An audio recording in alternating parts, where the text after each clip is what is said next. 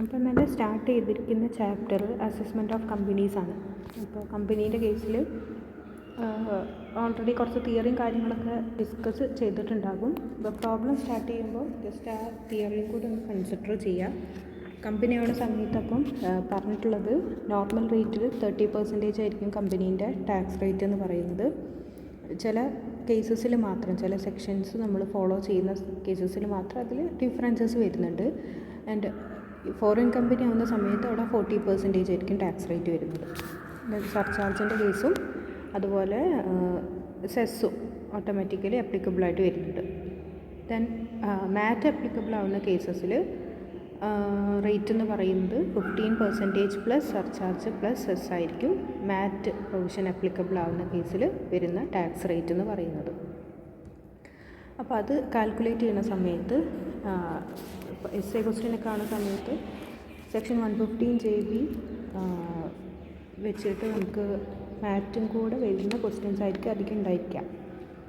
അപ്പോൾ അതിൽ എങ്ങനെയൊക്കെയാണ് ചില കേസസിൽ ഇപ്പോൾ ഡിപ്രിസിയേഷൻ്റെ കേസ് ആകുമ്പോഴും brought forward loss and unabsorbed ഡിപ്രിസിയേഷൻ്റെ ട്രീറ്റ്മെൻറ്റ് ആകുമ്പോഴൊക്കെയാണ് ഇതിൻ്റെ ഡിഫറൻസസ് വരുന്നത്. ബുക്ക് പ്രോഫിറ്റ് കാൽക്കുലേറ്റ് ചെയ്യുമ്പോഴും ടോട്ടൽ ഇൻകം കാൽക്കുലേറ്റ് ചെയ്യുന്ന സമയത്തും ഡിഫറൻസസ് വരുന്നത് ഈ ഒരു കേസിലാണ് മെയിനായിട്ടുള്ളത്. നോർമൽ പ്രൊവിഷൻസ് പ്രകാരം കാൽക്കുലേറ്റ് ചെയ്യുന്ന സമയത്ത് നമുക്ക് ആദ്യം പഠിച്ചിട്ടുള്ളത് പോലെ തന്നെ ബിസിനസ് ഇൻകം കാൽക്കുലേറ്റ് ചെയ്യുന്നത് പോലെ തന്നെ നെറ്റ് പ്രോഫിറ്റിനോട് കൂടെ ഇൻഅഡ്മിസിബിൾ ആയിട്ടുള്ള എക്സ്പെൻസുകൾ ആഡ് ബാക്ക് ചെയ്യുക if they are already debited in profit and loss account. And inadmissible ആയിട്ടുള്ള ഇൻകം ക്രെഡിറ്റ് ചെയ്തിട്ടുണ്ടെങ്കിൽ നമുക്കത് എന്ത് ചെയ്യാം, അതൊക്കെ ലെസ് ചെയ്യാം. ദെൻ ബ്രോഡ് ഫോർവേഡ് ലോസോ അൺഅബ്സോർബ്ഡ് ഡിപ്രിസിയേഷനോ തന്നിട്ടുണ്ടെങ്കിൽ അത് ലെസ് ചെയ്യുകയും ചെയ്യാം. ഇതാണ് നോർമൽ പ്രൊവിഷൻസ് പ്രകാരം നമ്മൾ ഒരു ബിസിനസ് ഇൻകം കാൽക്കുലേറ്റ് ചെയ്യുന്നത്. പ്ലസ് അഡീഷണലി വേറെ ഏതെങ്കിലും source of head of income കൂടെ ഉണ്ടെങ്കിൽ അതും കൂടെ ആഡ് ചെയ്താൽ ടോട്ടൽ ഇൻകം കിട്ടും. ആ ടോട്ടൽ ഇൻകത്തിൻ്റെ മുകളിൽ നമുക്ക് ടാക്സ് കാണാം. ഇതെല്ലാം നമ്മൾ കാണുന്നത് മാറ്റ് വെച്ചുകൊണ്ടാണെന്നുണ്ടെങ്കിൽ അവിടെ നമുക്ക് ബിസിനസ് ഇൻകം കാൽക്കുലേറ്റ് ചെയ്യുമ്പോൾ അല്ലെങ്കിൽ ബുക്ക് പ്രോഫിറ്റ് കാൽക്കുലേറ്റ് ചെയ്യുമ്പോൾ ചെറിയ ഡിഫറൻസസ് വരുന്നുണ്ട്. അതിൻ്റെ ഫോർമാറ്റ് ഓൾറെഡി നോട്ടിൽ എഴുതിയിട്ടുണ്ടാകും. അപ്പോൾ അതിൻ്റെ ഒരു ക്വസ്റ്റ്യനാണിത്. യുവർ ക്വസ്റ്റ്യൻ എന്ന് പറയുന്നത് compute the net income and tax liability of X limited. X ലിമിറ്റഡിൻ്റെ ടാക്സ് ലയബിലിറ്റിയാണ് കാൽക്കുലേറ്റ് ചെയ്യാനുള്ളത്. അതിൽ ഐറ്റംസ് തന്നിട്ടുള്ളത് സെയിൽസ് പ്രൊസീഡ്സ് ഓഫ് ഗുഡ്സ്, അത് ഡൊമസ്റ്റിക് സെയിൽസിനും ആൻഡ് എക്സ്പോർട്ട് സെയിൽസിനുള്ള സെയിൽസ് പ്രൊസീഡ്സ് തന്നിട്ടുണ്ട്. സെയിൽസ് പ്രൊസീഡ് എന്ന് പറയുന്നത് ബിസിനസ്സിൻ്റെ ഇൻകം ആണ്.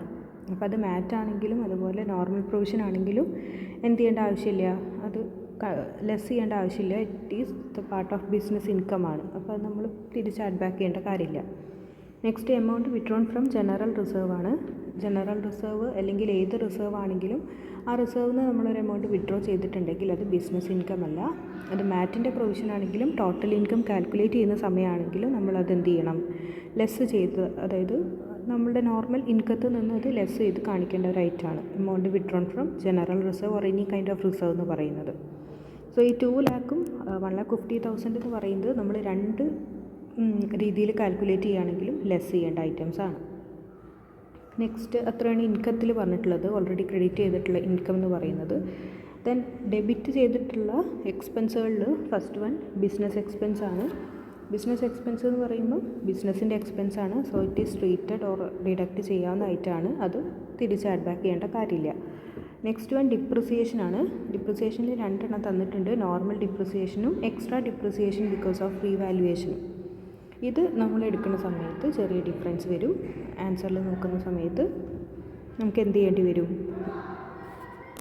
നോർമൽ പ്രൊവിഷൻ കാണുന്ന സമയത്തും അതുപോലെ മാറ്റ് കാണുന്ന സമയത്തും ചേഞ്ചസ് വരുന്നുണ്ട്.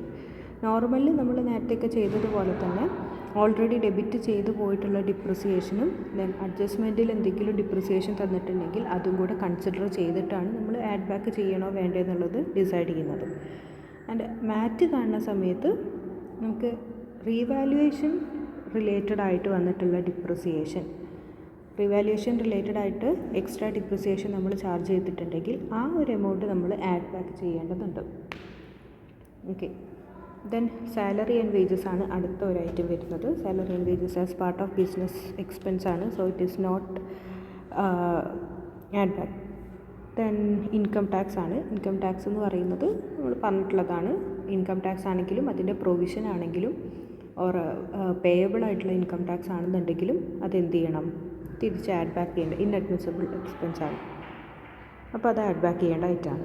Then outstanding customs duty not paid as yet. അപ്പോൾ കസ്റ്റംസ് ഡ്യൂട്ടി ആണ്, പക്ഷെ അത് നമ്മൾ അടച്ചിട്ടില്ല. പ്രപ്പോസ്ഡ് ആയിട്ടുള്ളൊരു എക്സ്പെൻസാണ്. നമ്മൾ അടയ്ക്കാത്തത് കൊണ്ട് അതെന്ത് ചെയ്യണം, നമ്മൾ ഇൻഅഡ്മിസിബിളായിട്ട് കാണിക്കണം. കാരണം അടച്ചു പോയിട്ടുള്ളതാണെങ്കിൽ കുഴപ്പമില്ല, പക്ഷേ ഇതുവരെ നമ്മൾ അടച്ചിട്ടില്ല എന്നുണ്ടെങ്കിൽ നോർമലി നമ്മൾ നോർമൽ പ്രൊവിഷൻ ഫോളോ ചെയ്യുന്ന സമയത്ത് അത് ഇൻഅഡ്മിസിബിളായിട്ട് മാറും.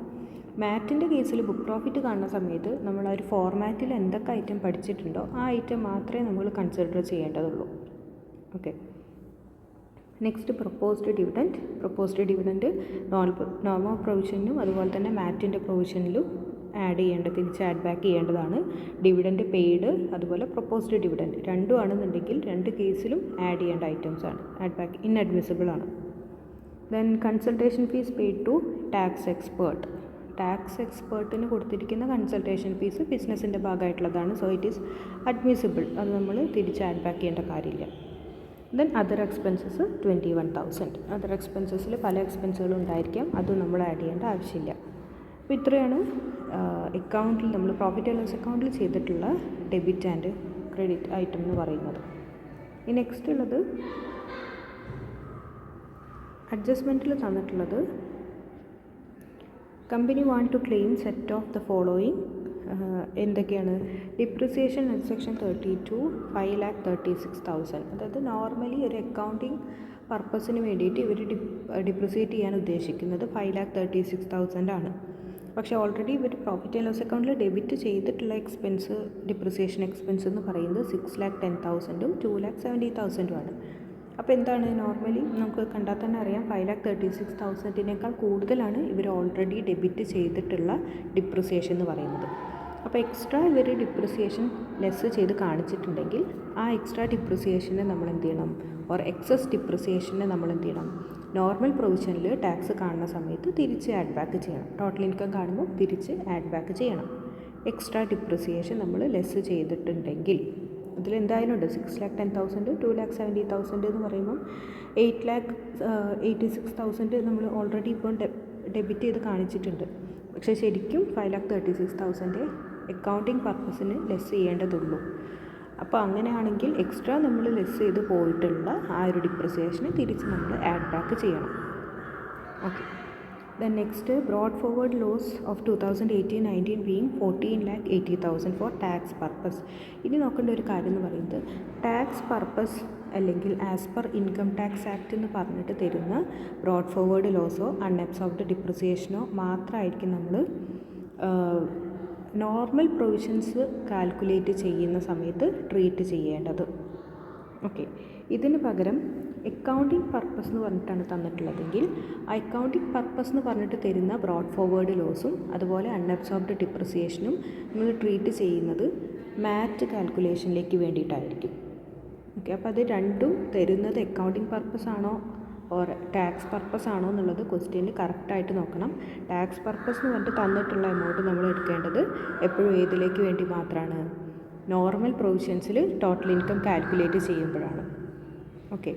അതല്ലാതെ അക്കൗണ്ടിങ് പർപ്പസ് എന്ന് പറഞ്ഞിട്ട് തന്നിട്ടുണ്ടെങ്കിൽ അത് നമ്മൾ ട്രീറ്റ് ചെയ്യേണ്ടത് മാറ്റിൻ്റെ പർപ്പസിനുമാണ്. നമുക്ക് ആൻസറിൽ നോക്കാം. അപ്പോൾ അങ്ങനെ ബ്രോഡ് ഫോർവേഡ് ലോസ് ഒരു 14,80,000 ഉണ്ട് ഫോർ ടാക്സ് പർപ്പസ്. അപ്പോൾ അത് നമ്മൾ എന്ത് ചെയ്യണം, ടോട്ടൽ ഇൻകം കാണുന്ന സമയത്ത് ലെസ് ചെയ്യേണ്ട ഒരു ഐറ്റാണ്.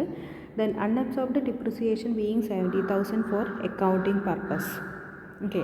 അതിൽ unabsorbed depreciation for accounting purpose ആണ് പറഞ്ഞിട്ടുള്ളത് 70,000. So it is not taken under ഇതിൽ നോർമൽ പ്രൊവിഷൻസിൽ എടുക്കേണ്ട കാര്യമില്ല. അക്കൗണ്ടിങ് പർപ്പസ് എന്ന് പറഞ്ഞിട്ട് തന്നിട്ടുണ്ടെങ്കിൽ അത് മാറ്റിൻ്റെ കാൽക്കുലേഷനിലേക്ക് എടുത്തു മതി. ഓക്കെ. ഇത്രയാണ് തന്നിട്ടുള്ളത്. ആൻഡ് അതിൽ deemed long term capital gain ആയിട്ട് ഒരു 60,000 കൂടെ ഉണ്ട്. അതായത് അതർ ഹെഡ് എന്നുള്ളൊരു സോഴ്സായിട്ട് 60,000 കൂടെ ഉണ്ട് എന്നുള്ളതാണ് പറഞ്ഞിട്ടുള്ളത്. ഇത്രയാണ് നമുക്ക് തന്ന ഐറ്റം. ഇനി ഇതിൻ്റെ ട്രീറ്റ്മെൻറ്റ് എങ്ങനെയൊക്കെയാണ് നോക്കുക.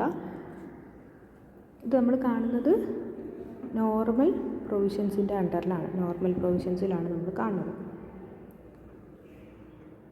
അപ്പോൾ നോർമൽ പ്രൊവിഷൻസിൽ നമ്മൾ ആദ്യം ബിസിനസ് ഇൻകം കാൽക്കുലേറ്റ് ചെയ്യാൻ പഠിച്ചിട്ടുള്ളത് പോലെ തന്നെ നെറ്റ് പ്രോഫിറ്റാണ് സ്റ്റാർട്ടിങ് എലമെൻ്റ് ആയിട്ട് ഉണ്ടാകുക. നമുക്ക് ക്വസ്റ്റ്യനിൽ തന്നിട്ടുണ്ട് 11,80,680 ആണ്. അതാണ് നമ്മൾ സ്റ്റാർട്ട് ചെയ്യേണ്ടത്. അതിനോടുകൂടെ ഇൻഅഡ്മിസിബിൾ ആയിട്ടുള്ള എക്സ്പെൻസ് എന്തൊക്കെയുണ്ടെങ്കിൽ അതൊക്കെ ആഡ് ബാക്ക് ചെയ്യണം. അപ്പോൾ അതിൽ ഓൾറെഡി നമ്മൾ പറഞ്ഞു എക്സസ് ഡിപ്രിസിയേഷൻ ചാർജ് ചെയ്തിട്ടുണ്ടെങ്കിൽ അതാണ് നമ്മൾ ആഡ് ചെയ്യേണ്ടത്. അപ്പോൾ നോക്കുക, എക്സസ് ഡിപ്രിസിയേഷൻ എന്ന് പറയുമ്പം ഓൾറെഡി ഡെബിറ്റ് ചെയ്തിരിക്കുന്നത് 6,16,000 2,70,000 ആണ്. പക്ഷേ ശരിക്കും ചാർജ് ചെയ്യേണ്ടത് 5,36,000 ആണ്. അപ്പോൾ ഇതിൻ്റെ ഡിഫറൻസ് എമൗണ്ടാണ് എക്സസ് ഡിപ്രിസിയേഷൻ എന്ന് പറയുന്നത്. ഓക്കെ, അതാണ് ഇത് രണ്ടുമാണ് ഡെബിറ്റ് ചെയ്തിരിക്കുന്നത്. ശരിക്കും ചെയ്യേണ്ടത് 5,36,000 ആണ്. അപ്പോൾ എക്സസ് ആയിട്ട് ഡെബിറ്റ് ചെയ്ത് പോയിരിക്കുന്ന ഈ ഒരു 3,50,000 നമ്മൾ ആഡ് ബാക്ക് ചെയ്തു. That is called excess depreciation. നമ്മൾ കഴിഞ്ഞതിലൊക്കെ ചെയ്തത് സെയിം മെത്തേഡ് തന്നെയാണ്. പിന്നെ ഒന്ന് ഇൻഅഡ്മിസിബിളായിട്ട് നമ്മൾ പറഞ്ഞിട്ടുണ്ടാക്കുക ഇൻകം ടാക്സ് ആണ്. ആൻഡ് അതുപോലെ customs duty which is not paid, അത് പേ ചെയ്യാത്തത് കൊണ്ട് അതിനെ നമ്മൾ ഇൻഅഡ്മിസിബിൾ ആക്കിയിട്ട് ട്രീറ്റ് ചെയ്തിട്ടുണ്ട്. Then proposed dividend. ഇത്രയും കാര്യങ്ങൾ നമ്മൾ ഈ ഒരു കേസിൽ പറഞ്ഞിട്ടുള്ളതാണ്.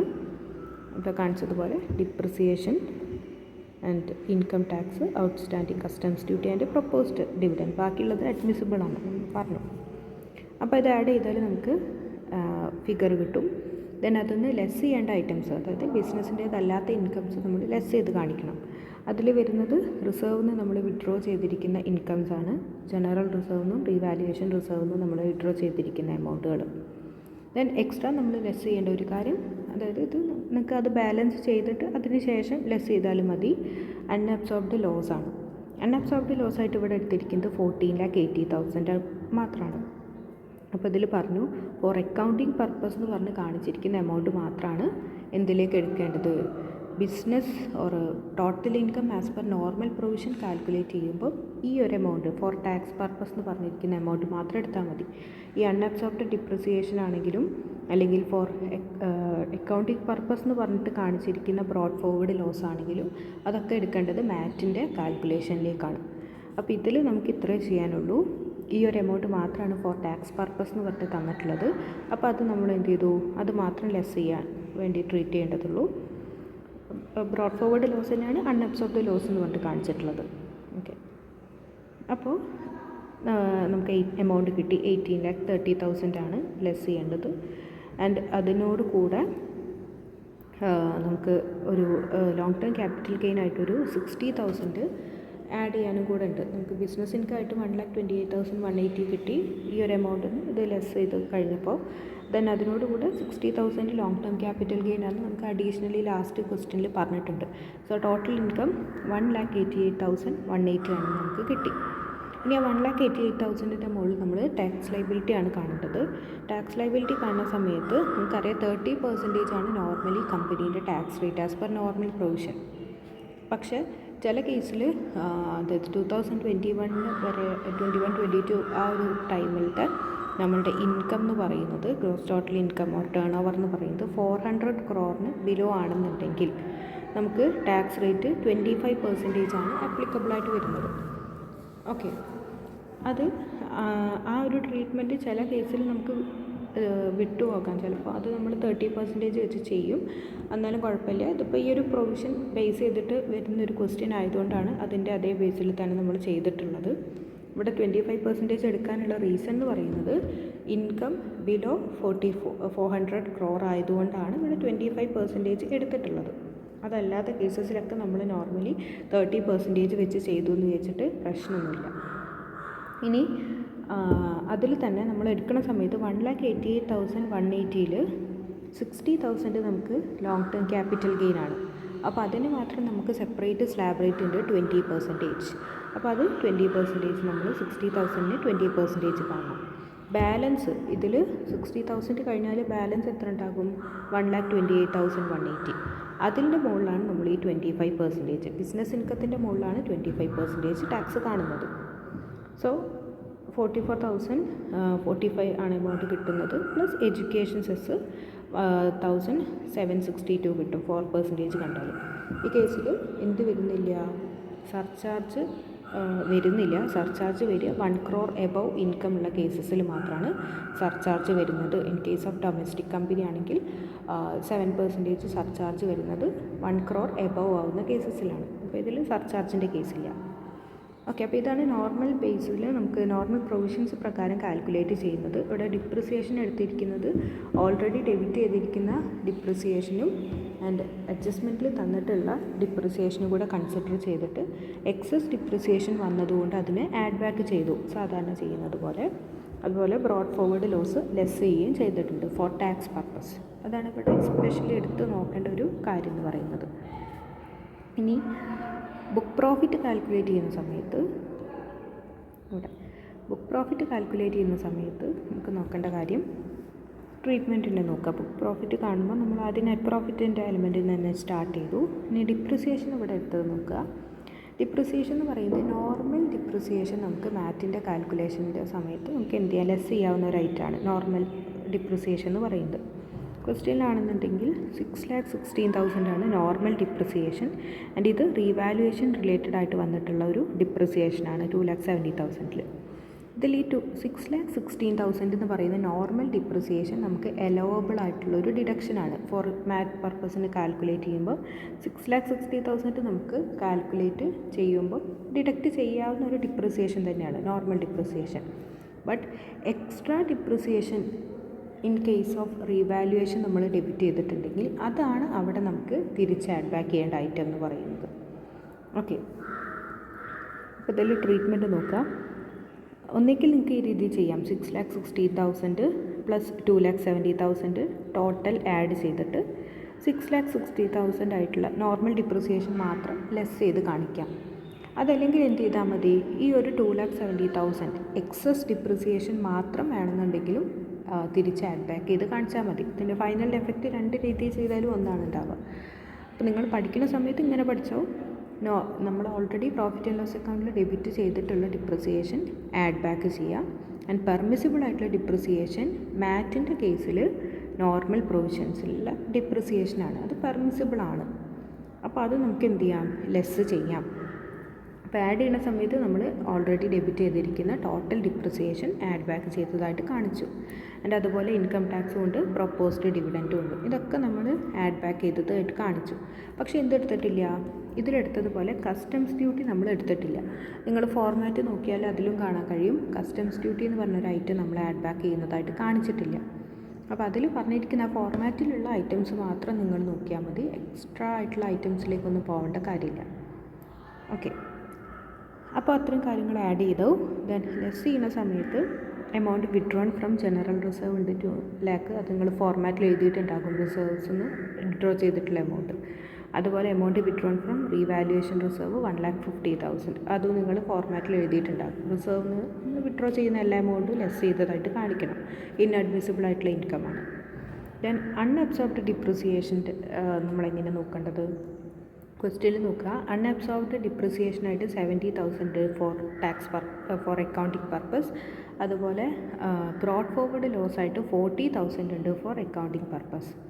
അപ്പോൾ ഈ കേസിൽ നമ്മൾ നോട്ട് എഴുതിയതിലുണ്ട് അക്കൗണ്ടിങ് പർപ്പസ് എന്ന് പറഞ്ഞ് തന്നിരിക്കുന്ന അൺഅബ്സോർബ്ഡ് ഡിപ്രിസിയേഷനും ബ്രോഡ് ഫോർവേഡ് ലോസും ഉണ്ടെങ്കിൽ വിച്ചെവർ ഈസ് ലെസ്, അതിൽ ലെസ്സർ എമൗണ്ട് ഏതാണോ അത് മാത്രമേ നമുക്ക് ലെസ് ചെയ്യാൻ പറ്റുള്ളൂ ആസ് പെർ മാറ്റ് കാൽക്കുലേഷൻ. അപ്പോൾ അതിൽ 4 ലക്ഷം ലോസും ഉണ്ട്, അതുപോലെ 70,000 അൺഅബ്സോർബ്ഡ് ഡിപ്രിസിയേഷനും ഉണ്ട്. അതിൽ ലോവർ എമൗണ്ട് എന്ന് പറയുന്നത് 70,000 ആയിട്ടുള്ള അൺഅബ്സോർബ്ഡ് ഡിപ്രിസിയേഷനാണ്. അപ്പോൾ അത് മാത്രമേ നമുക്ക് മാറ്റ് കാൽക്കുലേറ്റ് ചെയ്യുന്ന സമയത്ത് കുറയ്ക്കാൻ പറ്റുള്ളൂ. അതാണ് ഇവിടെ അൺഅബ്സോർബ്ഡ് ഡിപ്രിസിയേഷനായിട്ട് 70,000 എടുത്തിരിക്കുന്നത്. അതേസമയം എന്തെടുത്തിട്ടുമില്ല, ബ്രോഡ് ഫോർവേഡ് ലോസ് ട്രീറ്റ് ചെയ്തിട്ടുമില്ല. അതിൽ ലോവർ എമൗണ്ട് മാത്രമേ നമുക്കിതിൽ എടുക്കാൻ പറ്റുള്ളൂ. ദെൻ നോർമൽ ഡിപ്രിസിയേഷൻ ആയിട്ടുള്ള 6,16,000 നമ്മൾ ലെസ് ചെയ്തു. ഇത്രയും കാര്യങ്ങൾ ലെസ് ചെയ്താൽ നമുക്ക് ബുക്ക് പ്രോഫിറ്റ് കിട്ടും. അതിൻ്റെ മുകളിൽ ടാക്സ് ലയബിലിറ്റി നമ്മൾ കാണും. ടാക്സ് ലയബിലിറ്റി എന്ന് പറയുമ്പോൾ മാറ്റിൻ്റെ കേസിൽ ബുക്ക് പ്രോഫിറ്റിൻ്റെ മുകളിൽ 15% പ്ലസ് 4% സെസ്സും കൂടെയാണ്. ഇവിടെ സർചാർജ് വരുന്നില്ല. ഇത്ര കണ്ടാൽ നമുക്ക് ടാക്സ് ലയബിലിറ്റി കിട്ടി. അപ്പോൾ ഇതിൽ മാറ്റിൽ 2,24,746 കിട്ടി.